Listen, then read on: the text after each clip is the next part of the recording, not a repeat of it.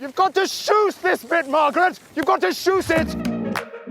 Have a good skiing and be safe. Have a good skiing. Did you say that? I think I did. You promised never to mention my crystal balls, Rob. Do not text me. I do not want to know. Skis, boots, jackets, 24 million euros. pants, backpacks, goggles, wild, hairy and consistently steep, helmets, poles. It's snowing right now. You live the high life, don't you, Rob? So, listeners, Happy New Year. Welcome to the White Owl Podcast, our 12th edition of the season. And I'm Dom Killinger, I'm publisher in the Snow, and I'm joined by my co-host, the one and only... Rob Stewart. Yeah, I'm good, Dom. You're the one and only. Chesney Hawkes. Yeah. I actually went to school with him. No way. So maybe that's, yeah. Maybe that's where he got the idea of the title from then. You could have joined his band, Rob. I did jam with him once or twice in the school music room. Come on, in the music room when you were 12. Maybe it's time we got some of your celebrity friends on the podcast, Rob. I mean, you must know a few people, I'm sure. You know what you're like. Yeah, I suppose so. And some of them have got some interesting stories to tell, but do they have interesting skiing stories, Dom? That is the question. Probably not as interesting as yours, I'm sure. Yeah, maybe not. But the point is, they are celebrities and therefore, obviously, incredibly interesting people. Of course, right? Yeah, of course they will be. Well, let's get a few celebs on before the end of the season. Maybe let's get Chesney Hawkes on. Why not? Let's start with him. Yeah, why not? If he skis. I'm sure he's a skier. Is he? Chesney, if you are listening from your Malibu or wherever it is, home, do give us a call. Even better, put your sister Keely forward. I once danced with her at the school disco. Yeah. Highlight of my life up to that point at the age of 16. I can imagine, but she's not a celebrity, Rob. Well, who cares? Right, well, down to business enough for your name dropping, Rob. We've got a big special episode on this week. Plenty for our listeners to hear this week, as it's our New Year episode and first time back after 2023. Yes, Dom, we have our usual news roundup, weather and some gear to discuss, but this podcast is going to take a look back at some of the highlights of 2023 and also look forward to 2024 to see what might be in store for us in the world of snow sports. Fantastic. And time to mention today's sponsor, Ski Independence and Canada's Alberta. The team at Ski Independence have been sending customers to Alberta's ski resorts for almost 30 years. With oodles of personal experience, they know all about the best places to stay, the best travel options, and everything in between. From Banff's best après-ski locations to breathtaking scenery at Lake Louise, or how to get the best out of a multi-centre itinerary, the highly recommended road tripping up the spectacular Icefields Parkways between Lake Louise and Jasper for an experience like no other. So, to experience some of those fantastic trips, visit ski-i.com/Alberta, also in the notes of the podcast, and to find out more about booking Canada's Alberta with tailor-made specialists, Ski Independence. They're our sponsors today. Rob, what do you think? I think that sounds fantastic. Banff is definitely on my list. That is for sure. Yes. Driven through the place, never stopped off there. Criminal. Next time. Criminal. Yes, criminal. It is criminal. So let's get started with the news this week then, Rob. What have we got on the news for this week? Well, first off, I'm going to talk about our friends at Snow Camp and the AJ Bell Three Valleys Rally that takes place in Val Thorens. Oh, yeah. On April the 13th to the 16th this year. So, you know, Snow Camp, the charity that helps to turn young lives around, are gearing up for their charity event in Val Thorens, as I said, at the end of the season. And they still have places available for 6 teams. Okay. They already have 14 teams signed up. Yeah, fantastic. Each team consists of 4 people. And the idea is to raise money and then compete in a series of challenges across the mountain, including biathlon and slalom skiing, lots of other things as well. Cool. They always draw some really big names too. I know Graham Bell is going to be there. Yeah, I mean, he's not competitive, right?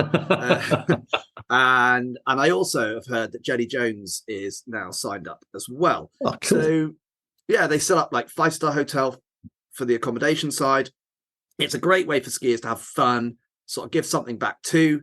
Snow Camp have been running the challenge for several years, but Val Thorens is relatively new. Obviously, a great location for that time of the season as well. Yeah. We caught up with Dan Keeley from Snow Camp this week, and he said this to us. 6 snow sports challenges, 5-star accommodation, 4 team members, 3 snow sports celebs. 2 non-stop days over 1 long weekend at the end of the season. What's not to love? Last year's rally raising the bar, Valton laying out the red carpet, and the extension of Lemonweir, the 2024 rally promises to be something special, all to help turn many more young lives around. Hope you can join us. So that's from Dan Keeley. What do you think, Tom? Sounds fantastic. I'd definitely be up for that. If I'm not in Palisades, Rob, I'm going to be in Val Thorens on that, because I think it's a fantastic. I heard about it last year. I know, typical bit of name dropping. I heard about it last year, and I really did have FOMO last year. I really did fancy being there. I can't remember where I was, but I was away as well.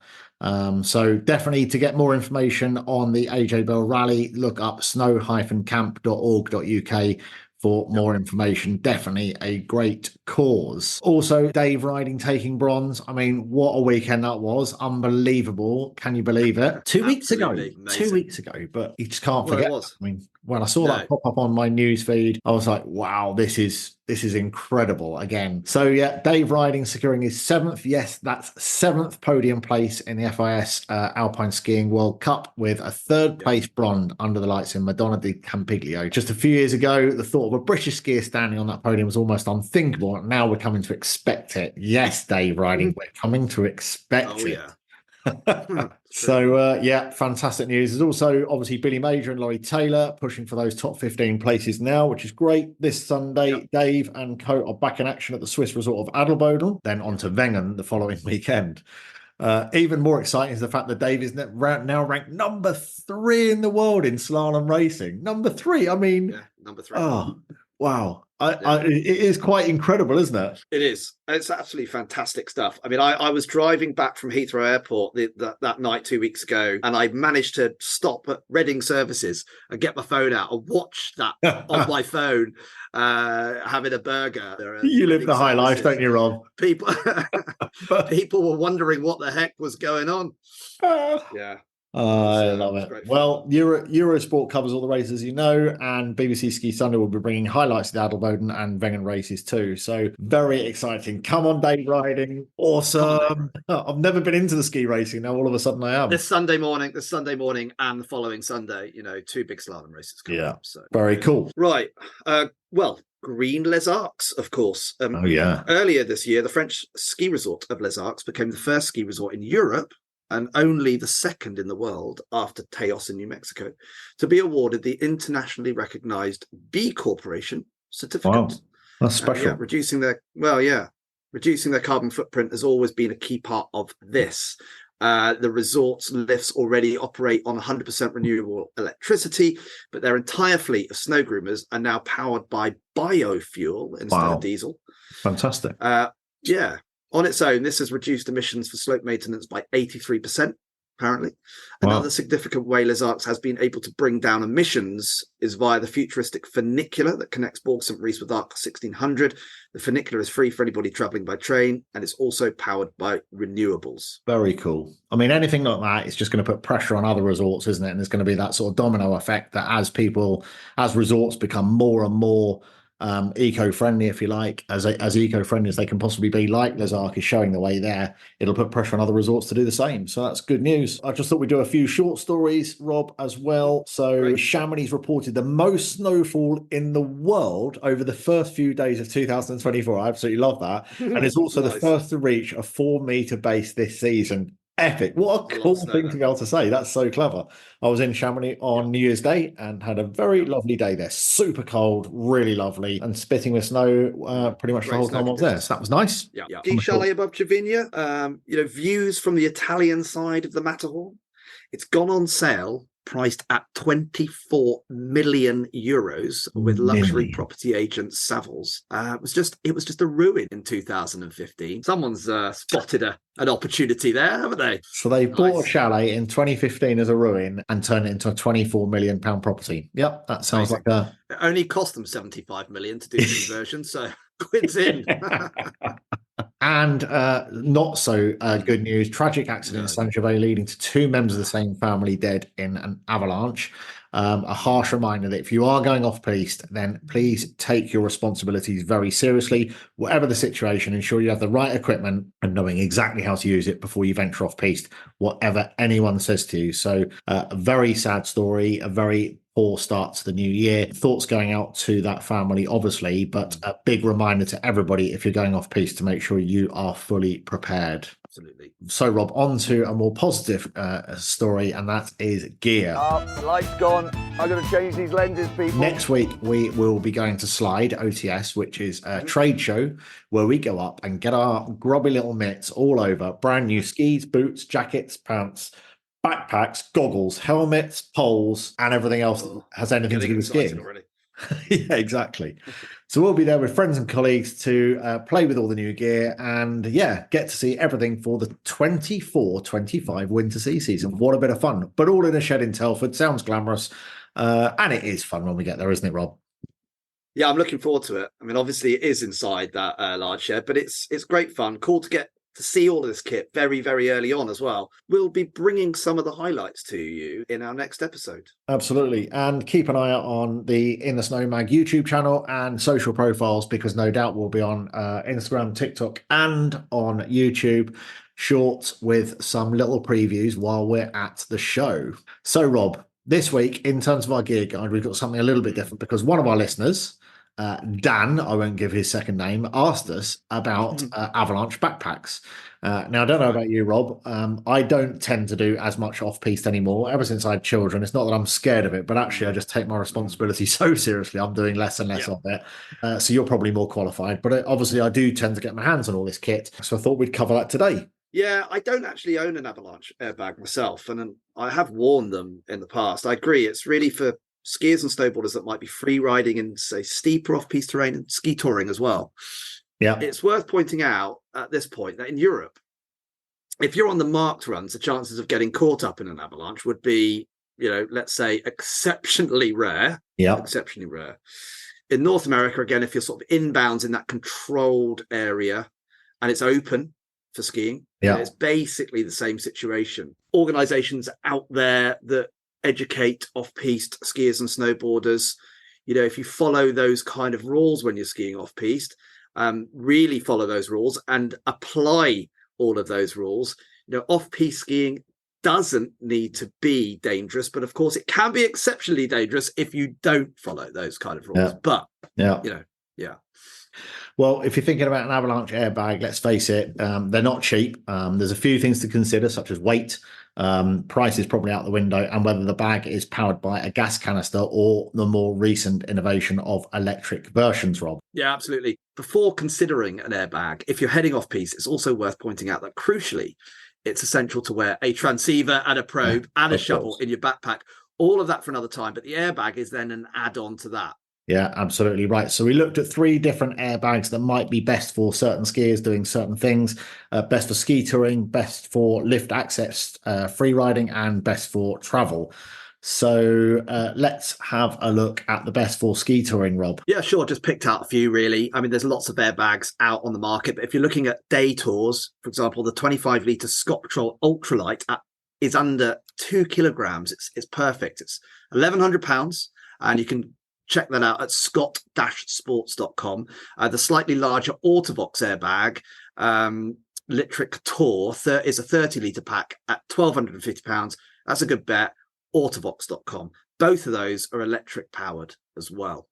Fantastic. Good backpacks. I think we saw those last year, and we got our hands on these things. And often, of course, the thing to mention with electric powered backpacks is the fact that you can test them. You can pull the cords and let it explode behind you, and then it gets packed away again, which is, I guess that gives you that extra peace of mind, doesn't it? So, and what about best for free riding, Rob? What about best for free riding? What are we thinking? Again, you could tour with this pack as well. It's just slightly larger. The Mammoth Pro 45's got a removable airbag. It costs £650. Obviously, that's 45 litres in size, and it's carbon cartridges on that one. Okay. But check that out on mammoth.com. Yeah, okay. They're great for that kit. Mammoth, MAMMUT. And then best for travelling, we've got the Deuter Outproof Light 30 pack that comes with loads of tech and a battery that is easy to travel. It's £1,300 from deutergb.co.uk. As you say, the vital thing is to make sure that you do have all the normal equipment you need, and this is kind of the icing on the cake, and it's probably more for that sort of bigger backcountry and steeper powdery terrain. So, yeah, it was a good question that came in about backpacks. So it's quite nice to cover that today. And we do have some backpacks covered on the YouTube channel as well.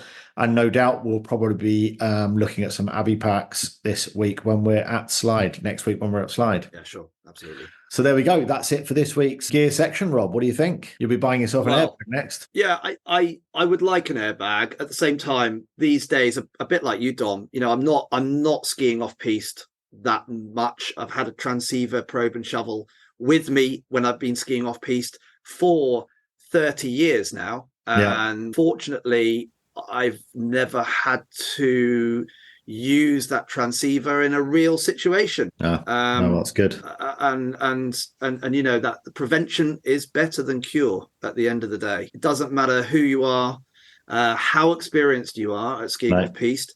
There's, you know, the mountains don't care about that. So it's a matter of applying that knowledge. Yeah. So with that in mind, let's move on to the weather, Rob. So this week's weather is brought to you by Ski Weekends. The flexible ski holiday experts choose from 10 fantastic catered chalets and over 100 hotels and over 40 resorts. You can stay as long as you like with skiweekends.com. And on that note, Rob, the reason I was delayed coming onto this podcast was because Dan, another Dan from Ski Weekends, was on the phone to me saying, Dom, you've got to make sure you tell people this. Okay. I'm in Saint-Gervais at 700 meters. It's snowing right now, he said. I can't believe it. And he also said, snow across France is not only holding up well, but there's a good hard base, and it's been topped up quite a bit with fresh snow in the past week. He said, skiing in the Three Valleys on New Year's Day and New Year's Eve, we've been very lucky to have a foot of snow on New Year's Eve with fantastic off-piste and quiet slopes on New Year's Day. Just fabulous, he said. Conditions across the Three Valleys are excellent from Val Thorens to Courchevel, 1650. Even skiing down the legendary Jerusalem to Saint Martin. So that's good news. He said, we also skied yesterday in Lake Contamine, just up the road from Saint-Gervais. Conditions were just about perfect on piste. We even had blue skies. Off piste, there was a nice topping of 15 centimeters on a firm base. So we definitely had a lot of fun. He went on to tell me this. Obviously, this is a real snow report. The Ski Weekends chalet team in Avoriaz say the skiing is great and have been posting very snowy pictures skiing across Switzerland on Wednesday. In Leger, it snowed down to resort, and one of the team called it dreamy. The great news is that there's even more snow due all weekend. Still time for a cheeky short break in January with Ski Weekends. Ski Week. And just on that point of Leger and Ski Weekends, a quick shout out for them because they've got a new chalet in Leger this season. It's their only chalet, but it's quite a large chalet. And I will be heading to Leger the week after next. And I'm looking forward to skiing all the way back down to the village. Fantastic. Well, thanks very much, Dan from Ski Weekends, for your live on the snow report. Very cool indeed. So let's get straight into the rest of the world, Rob. Things are really ramping up properly now for the winter across the Alps, North America and Japan. It's looking like we have a decent season out there. Would you agree? Yeah. I mean, it has been a bit of a shaky start in North America, but things are changing there and fast as well. So, same in Japan too. Yeah. And yes, in Europe, it is a very positive situation right now. And although some areas have suffered warmer temperatures lower down before New Year, the snow at altitude has generally remained in good shape. And with the cold, snowy weather coming in now, any little bits of green will be long forgotten, I think. Do you want to take us away with the situation in Europe, Dom? Well, yeah, absolutely. I've just returned from Aosta Valley and Chamonix, as I've been bragging about over New Year. And whilst the conditions on piste were already pretty good, it did start to snow heavily on the last couple of days, which was very welcome because it was starting to get a little bit harder packed. But by no means was it icy, but you probably wouldn't be doing a great amount of free ride. If we look at Courmayeur, it was much colder there when we arrived there as well. They were expecting around 40 to 50 centimetres of snow in the next week on top of a decent base. It was much colder there and felt really good. So powder and gourmet food at Courmayeur, what more could you ask for? And also, Rob, I did do the Skyway at Courmayeur. Absolutely blisteringly good. Cool. One of my daughters said the best thing she's ever done. I have to say, That was brilliant. So I'll be releasing a video on Being that. up Skyway. Yeah, it's Yeah, amazing. so that was very good. Similar situation in Chamonix, and our friend Dave Robertson from Action Outdoors posted a nice video from there a few days ago showing fantastic pounder conditions, and there's more to come. But in the northern French Alps region, it looks like Avoria is expecting the biggest dumps with up to 1 meter in the next 7 days. Rob, I don't even want to hear from you. If you're there for that meter of snow, do not text me. I do not want to know. Well, I am going to be there the week after next, like I said, and the sun is forecast to come out as well. Wow. I'm staying in Châtel, and I'm heading across the Port Soleil area to Leger, right through Avoriaz, and staying in different places during that time. So yeah, timing not too bad. Anyway, if we start heading seriously east to Davos in Switzerland, then the picture is basically the same. 60 centimeters expected over the next week. St. Anton in Austria, 50 centimeters similar in Kitzbühel. So the next week we'll see lots of snow, followed by a few days of sunshine, followed by more snow. So looking good. Yeah, it's interesting, isn't it? I read a recent report on a website called severe-weather.eu talking about a complete shift in weather patterns, driving colder fronts across North America and Europe, caused by El Nino and a stratospheric, not catastrophic, warming event across North America that is now pushing away. Yeah, that warm weather did impact the Rockies, and places such as Whistler suffered because of it. But it's all changed now. And wait for it, drum roll. Whistler is expecting well over 1 meter of snowfall in the next few days, and it shows no sign of letting up through January. Cold, snowy weather across the American states of Montana, Colorado, and Utah will bring powder conditions to most places over the next week too. Yeah, well, I need it to improve because I am heading out to drumroll Whistler in April. Well, hopefully by the end of the season they will be in pretty good shape. Yeah.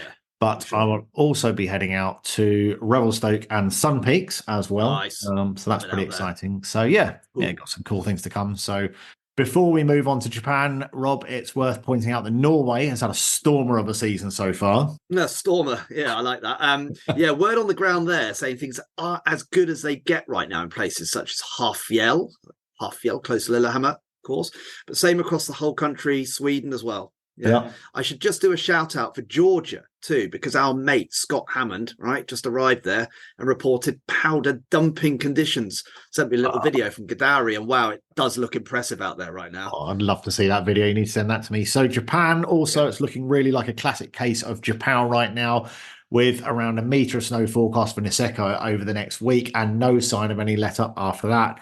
I also had colleagues in Hakuba over New Year and regularly saw images of dumping snow. Classic Japan, Dom. Classic Japan. I mean, I don't think it will stop now. And anyone heading there for the sort of end of the month or into Feb, they'll be in for a treat. Yeah, exactly. So yeah, overall, it's looking like best season in years, Rob. What do you reckon? Yeah, I think so. Maybe too early to say for sure, but I can't remember it looking so positive going forward since I think maybe 17, 18. That season, I think, was a good year.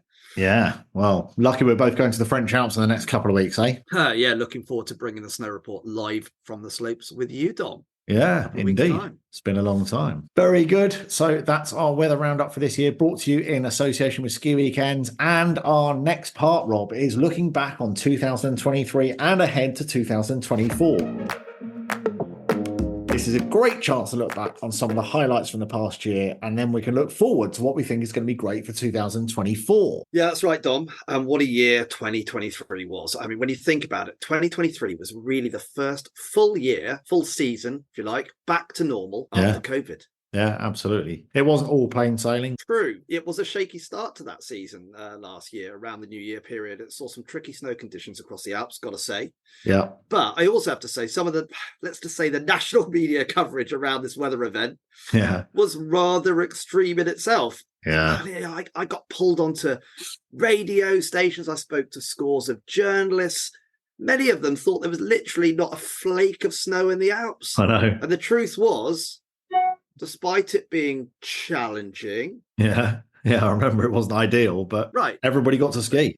Exactly. Not one person I knew on a ski trip over that time didn't get to ski. Maybe the lower slopes in some resorts were shut, of course. Yeah. If you believe some of the reports. I suppose they love a bit of clickbait, don't they? I mean, let's face it, we do have climate challenges to face, and it's really important to be accurate about what's going on. And, I think that's absolutely vital. It is vital. Of course, we've got some challenges, and there's no doubt about that. But I turned up in the French Alps a week after that warm weather and skied powder down to 1,000 meters. It was a short-lived warm spell. It just got a lot of attention. So let's look back at some of those highlights of 2023 then. I mean, in the news, there was a lot of good stuff. The London Ski Show was back. Reed Hastings, founder of Netflix, becoming the majority shareholder of Powder Mountain in Utah. How cool is that? Yeah. Make a film about that. You were just about to say that. I was. What else was there? Helly Hansen. They did that free ski pass deal again. Yeah, that's very cool. Crans-Montana, of course, being bought by Vail Resorts. Yeah, so much happening. But okay, we are going to take a look back at our own personal experiences, our best trip, our best après experience, and also our favourite bit of kit. Oh, nice. A bit of indulgence on our sides. Why not, Rob? Why not? Let's take people through it. Take it away, Rob. Where was your best trip, your best resort? Okay, I mean, I had so many great trips last season in the Alps, but for me, last season, it had to be Big Sky in Montana because I got to spend 3 days with the legendary Dan Egan on Lone Mountain Peak, right? Imagine one standalone mountain where the easiest descent is marked double black diamond. And it's got a ton of triple black diamond runs on it as well, which are very, very rare in North America. It's wild, it is hairy, it's consistently steep. You really cannot relax for a second. I thought you were describing yourself then, Rob. Wild, hairy, and consistently steep. Yes. Not that steep, but not that consistent, actually. But anyway, yeah, I mean, it was an exciting 3 days, and I was even finding those sort of 45-degree angles fun in the end. Wow. Kind of. Crikey Moses. Yeah, great place, proper bucket list destination for me. So box tick there. Worth saying, there's a lot of really cruisy skiing in Big Sky too. It's not just about Lone Mountain. It's a great village to stay in. So, what about you, Dom? Very good. Well, maybe a different beast. I think my highlight was probably the Colorado trip, albeit Ski Big 3 Banff Lake Louise was a very close second. Yeah, we headed out to Colorado. As we reported on before, we had a constant delivery of fresh powder daily in Beaver Creek, Vail, Breckenridge, and each resort we went to, we said, well, this has to be our favourite resort until we arrived at the next one. And then it was, well, of course, this is going to be our favourite resort, and it just kept on coming. So it meant skiing through the gladed trees in deep powder conditions it was truly memorable. It was just a fantastic 10 days of skiing, coming literally within 6 feet face to face of a moose in the high street of Breckenridge. I mean, that is just amazing. I look back on the videos and I can barely believe it myself. That was probably my highlight trip of the year. I do have to mention, though, I did also on another trip, the Banff Lake Louise one, I did a snowmobile safari in Golden. And often these things, you find yourself, it's a little bit manufactured where you're kind of racing around a track and after 5 minutes, you're kind of bored of riding a snowmobile. But this was a really exceptional safari in Golden where you felt like you were sort of trekking off into the middle of a deep, steep forest through heavily powder-ridden trees. We were obviously super lucky with the weather as well. The views were breathtaking. That was an absolute highlight for me. That sounds great. We should do a swap, Dom, because last season, I'm just going to add this in there now just because I have to, because you've just mentioned this and I'm just going to add this in. You're going to edit this. You're going to cut this later, aren't you? Because last winter, I went 50 miles in and 50 miles out into Yellowstone National Park on a snowmobile. It was a whole day of snowmobiling in Yellowstone National Park. Incredible. And I'd say I'd put it up there in the top 3 easily of day travel experiences of my life. I mean, It was absolutely epic. You know, the animals we saw, even in winter, you know, the bison, huge amounts of bison, wildcat. We saw wildcat. We saw bald eagle, and we saw coyotes. Wow. And just the thermal.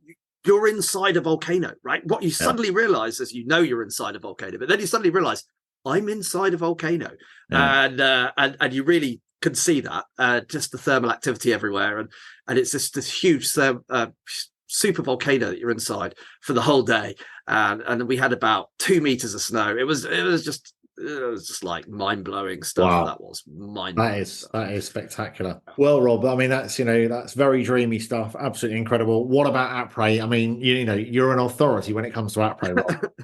What is French for après-ski? You're either dancing on a table in your boots or you're playing the drums or the harmonica. Which one was it? Well, this one was I was just listening to music on this particular après experience that I'm going to mention last year. It's a bit different. I suppose I have done my fair share over the years, but it's normally about the people, isn't it? The timing and the moment. It's not always about sort of the big name places. But in the end of March last year, I ended up in Interlaken in Switzerland, and then we went up to Grindelwald for the Snopen Air Outdoor Music Festival. It's a chance to kind of soak in some spring sunshine whilst partying to some, I'm going to say actually pretty cool Swiss rock music. I was pleasantly surprised. Sounds good. Yeah, except instead of sun, we had a lot of snow.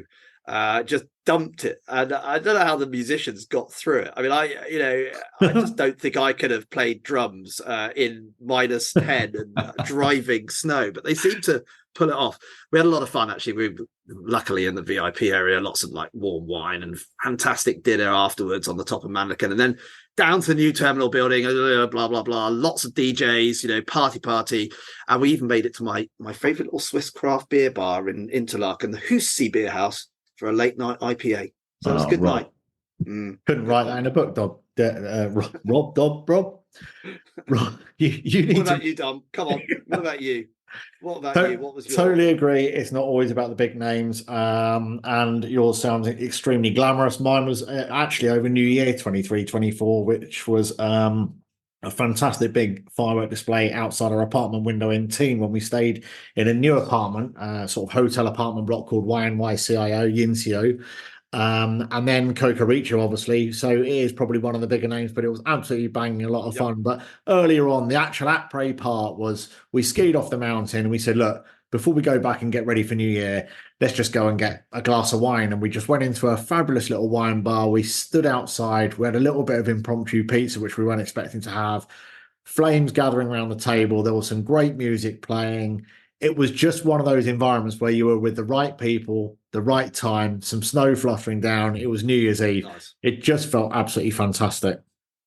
You know what? New Year's Eve can often be a bit of an anticlimax, can't it? But actually, in the Alps, it very rarely is. I wouldn't know what to do if I was in the UK now. I always go somewhere. And like I said, we went to Aosta and Pila this year, and great snow conditions. And Aosta puts on a big firework display, and it's a proper town. So there's loads going on, loads of people. So yeah, really, really good. What about gear? Yeah, the best bit of kit. So much gear. So much time to try it out. Yeah. Fortunately for us. But it makes this one a tricky challenge to sort of pick out something in particular. But I'm going to go for the Armada Declivity 102 Ti skis, a free ride ski that I've used a few times. Okay. And I got my hands on for the Big Sky trip. And I really enjoy these skis. They're great on and off piste, super smooth, so well balanced. I mean, the whole declivity range actually is I find very, very easy to ski on, and so well balanced. And what I mean by that is that some skis tend to either sort of understeer or oversteer, some of them, but not the declivities. They just seem to have all that sort of perfect balance between ease of turn, edge grip, and stability. Sounds pretty good. Yeah. Wouldn't mind trying that out, actually. I think there's a couple of things for me, for my favourite bit of kit for this last year. I've been using a Sweet Protection helmet for about 10 years, and I actually got myself a new helmet. So it's the new Sweet Protection helmet, which is the Igniter. It's 230 quid, 2-layer MIPS, Fidlock magnetic buckle. I'm not 100% into that buckle yet. When it works, it's amazing. And I think it's just my fiddly hands not knowing what I'm doing. But when it works, it's absolutely brilliant. Audio dropping compatible. I don't use audio when I'm skiing because I'm deaf in one ear, but I have tried it and it is very good. Oxygrip turn dial fit, so it's a bit like the Boa fit at the back, but that was super smooth and glossy, felt really good. So I was really impressed with the fit and the comfort. Variable elasticity shell, just a really nice quality bit of kit. It's not one of those sort of fluffy, what I would call a fluffy cruisy helmet. Some manufacturers make these ones that are kind of a bit almost like fur lined, It's not like that. It's a proper, sturdy, nice bit of kit. So I'm really happy with that. But I have to say, if I'm allowed a second piece, I know I'm not supposed to have a second piece, but the Heli Elevation ski gear, Debs was wearing it on the shell and insulation layer in Aosta. And I have to say, I was super impressed with it. She also went out and tested it out in Whistler just pre-Christmas in conditions when it was pretty cold out there. I have to say, everything about that gear, the cut, the shape, the look, the quality, the materials, it does look and function really, really nicely. So I am going to secretly try and get hold of myself a bit of heli gear to try on next, because my ski outfit is getting pretty old, and I noticed the hole coming in it the other day as well. So yeah, Heli, one of those top brands, really impressed this time. And of course, they've got the ski free deal as well. So that's really nice icing on the cake too. Sounds good, Dom. Yeah, good bits of kit that. So let's look ahead now to 2024 and this winter, shall we? Yeah. So Dom, with your crystal ball, because I know you have one, what do you think is in store for this year? And what are your plans? You promised never to mention my crystal balls, Rob. Actually, I don't have a crystal ball. Two of them. What I do have is a ski magazine, and a lot of people telling me what's going on. So what am I thinking for 2024? I would think it probably is going to be a historically good snow season, long, cold and deep, just like I like my beers, Rob. Like that, so yeah. I think I like my beers more you're one of those dark, dark, warm and not shallow. Definitely not shallow. No, definitely. I think we'll see great continued development in the eco credentials of skiing, both in resort and gear, maybe not specifically in 2024, but into the longer term future. I think it's probably a year for a new pair of skis. You've just tempted me into the declivities. So I've got my Black Crows Camox at the moment, and I've been skiing on those for quite a number of years. Yeah, they are great skis. They are looking a bit battered, and I've got a chunk out the sidewall. I don't know how that's happened. Okay. Love the Black Crows, though. Love the Black Crows. Yeah, very much. So could be a year for another pair of skis. And I'd like to think that in 2024, more people are being more conscious in the way that they travel. Not suggesting that people don't fly, but being more conscious about the way they get to resorts, maybe considering driving. I drive down by electric car to most European resorts. It's very, very easy now, not just if you've got a Tesla, but all electric cars. And I notice more and more, I've been doing this for about a decade now, which is probably longer than anybody I know driving down to resort in electric cars. And it is incredibly easy. These cars charge incredibly quickly. You should be taking those rests while you're driving down these long distances anyway. And it's a very effective way of travel, but also train travel as well. So it is just thinking that in 2024, people won't just automatically book a short hop flight, but maybe more think about the way they're traveling to resort. My final prediction, Rob, is that I will be in Lake Louise in 2 weeks' time. In 4 or 5 or 6 weeks' time, I'll be in Revelstoke and Sun Peaks. And at the end of the season, I predict I'll be in Whistler. Very aware that people will criticise me saying that doesn't fit with my eco credentials, but tourism is absolutely vital to these areas. And I am already planning travel into those resorts and how to get from airports to the resorts by train. So it's definitely on my radar, and hopefully it's on other people's too. I don't want to sound like a complete tree hugger, but just want to impress some of my colleagues. Yeah, I do echo all of that. I must admit, I feel the need to travel in a more eco-friendly way. And right now, it's not always the case. Last winter, I took the train to the Alps. This season, I don't currently have that sort of option booked. But yeah, I will make a conscious effort to look into that and to try and look for those alternative ways of traveling when I can. Yeah. I see a growth in winter holidays that don't necessarily involve skiing as well, or perhaps, involve skiing alongside other activities. I think it's not new, but resorts and operators are really improving their offerings to cater for a wide demographic of people in ski resorts. So, going for a winter holiday where you don't necessarily have to get on skis. I'm going to mention, I'd love to see some more action. Just going to say SBIT, Seasonal Business and Travel, have done a fantastic job of lobbying for changes post-Brexit for seasonal workers in the Alps. Yeah. But, it's quite sad for me to hear so many stories coming out of Europe about the challenges in this area post-Brexit. It's still very hard at the moment for young Brits to get certain types of work in the EU and Switzerland. I mean, becoming a ski instructor, so challenging right now. And despite what some people might think, it was possible for British skiers a few years ago.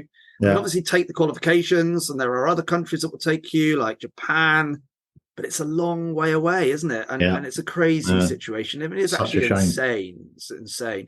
So we want to see some more action on that, and good on Espit for doing their job there. On a more positive note, I'll be visiting Châtel very soon, Leger, Lake Louise with you, Dom. Back to Avoriaz. Just going to name drop with former rugby star Mike Tyndall, who's running a charity event this winter in Salbat, but we're going to brush his ski technique up in Avoriaz. I'll be in Cromontana beginning of February. Just so looking forward to that. Carinthia in southern Austria, which is not a first for me, but I haven't been for many years. Pop into Salbat for that event, and then planning on Teen in April. Grindelwald, I think Snow Plein Air back for that. Après Snow Plein Air, and Simply Red are playing. No way, Simply Red. Yes. I love it. I know. Looking forward to that. If they're listening to this, I'm always up for playing. Money's too tight to mention on the drums. Imagine that. I would fly to come and see that, Rob. Definitely. Would you? I don't know if anybody else would, but anyway, and hopefully you're going to head to. I'm thinking about heading to Norway with my daughter in Feb, and then maybe that snow camp rally, Dom. But the diary's getting tight. Perfect. Well, that's a great predictions for 2024, Rob. So much happening. Such a good year, 2023.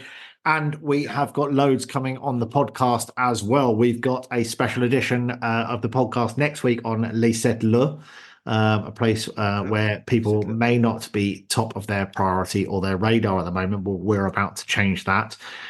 We also have a competition coming from our friends at Ski Weekends. And keep an eye out for our 24 resorts in 24. If you want to see 24 different resorts in France, Italy, Austria, and Switzerland. So well worth keeping a lookout for that on our social channels and on YouTube. Rob, thanks for a great year of podcasting. A statistic that I recently received from Spotify and Apple, as well as our podcast hosts.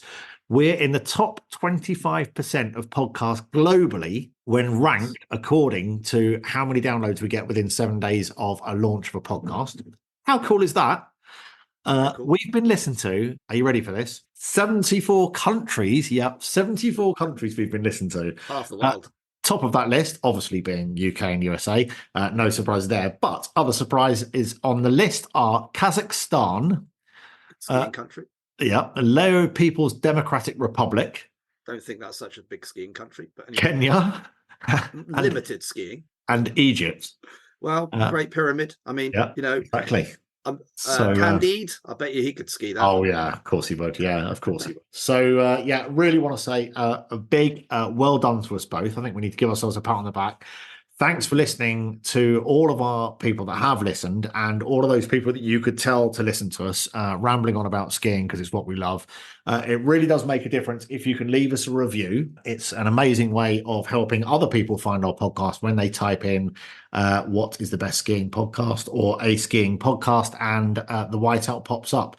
So it does make a difference if you leave a review. Rob, what a great year. Thanks very much. Great year. And we will see you in Lake Louise in a couple of weeks' time. See you in Lake Louise in a couple of weeks' time and in sunny Telford next week. Next week. All the best, Rob. Have a good week. And listeners, cheers, Dom. Have a good skiing and be safe. Thanks, everyone. Bye-bye. Have a good skiing. Did you say that? I think I did. Have a good skiing. I mean, that technically could be correct, actually. Have a good skiing. Yeah, have a good skiing. Maybe. Why not? Have a good skiing. Mais non, talkie-walkie. I'm pretty sure it's called a walkie-talkie, mate.